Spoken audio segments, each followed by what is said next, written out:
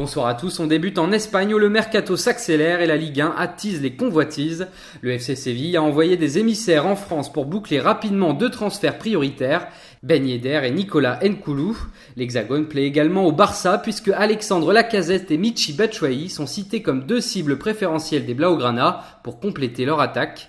Sans oublier Umtiti annoncé tout proche du Barça il y a quelques jours. À Arsenal, on est bien décidé à frapper fort en s'offrant Jamie Vardy. Depuis hier, le transfert semble acquis car les Gunners vont payer la clause libératoire du joueur qui s'élève à 25 millions d'euros.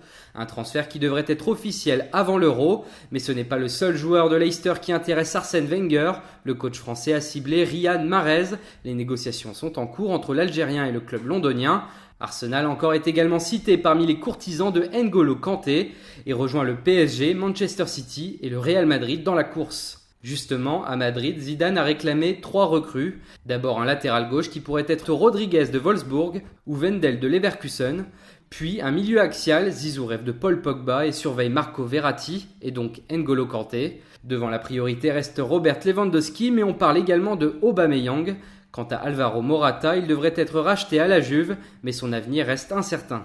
Chez le rival, l'Atlético Madrid, on est plutôt sur la défensive. Marca affirme que les Colchoneros ont refusé 400 millions d'euros pour 5 joueurs, dont Oblak et Antoine Griezmann depuis la finale de Ligue des Champions.